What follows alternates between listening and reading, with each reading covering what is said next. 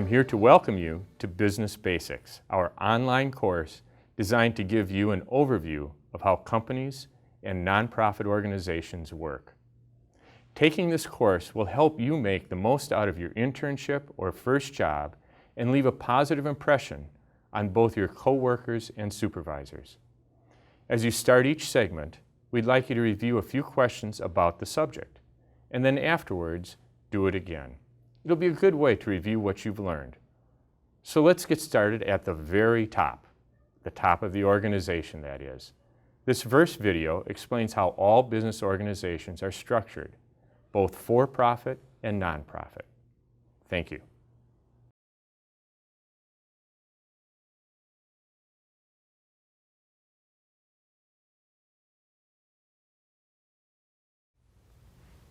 Welcome.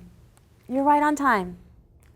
While all organizations are unique, they share a basic structure that allows them to operate with a particular objective in mind.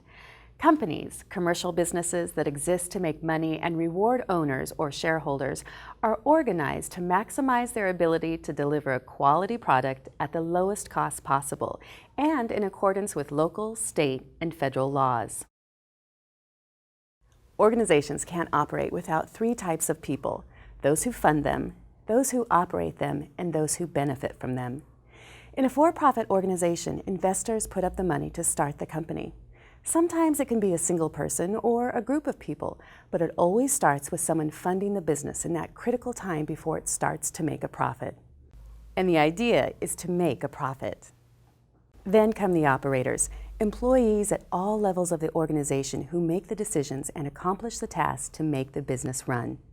Last but not least are customers. If they like the product or service and consider it affordable and a good value, they reward the business with their hard-earned money. But take a look at that arrow at the bottom.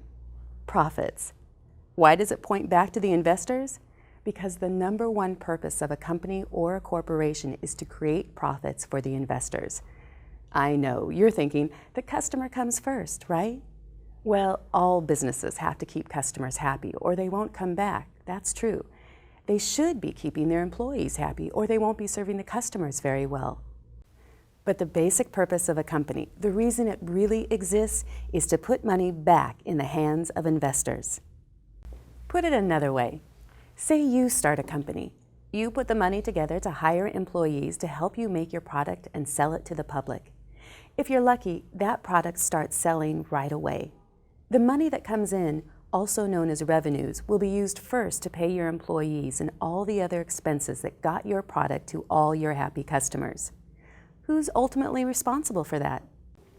You, the initial investor, the person with the idea that got everything started, the one who took on the risk in the first place. If you can't make a profit after paying your people and all your expenses, there's really no point to being in business, is there? So that's why the arrow always comes back to investors. Now let's turn to nonprofits. Again, remember the universal organizational structure. It's all about funders, operators, and beneficiaries. Not-for-profits are just what they sound like. They don't make money in a commercial sense, but they exist to deliver value. Like a business, they require money to operate so they can serve a particular objective, locally, nationally, or internationally. But it's all about the mission, not about the profit. Most of what you're going to learn today and throughout this series will pertain to for-profit companies, but you'll find that not-for-profits, or nonprofits as they're sometimes called, have a lot in common with companies in the way they operate. In nonprofit organizations, the funders are not investors, but donors. Anyone who can afford to write a check, big or small. But they're not looking for a return on their money. They're supporting a cause. In the middle, there's that familiar name again, the employees. They reach out to donors and they operate the organization to serve its ultimate beneficiaries in the community.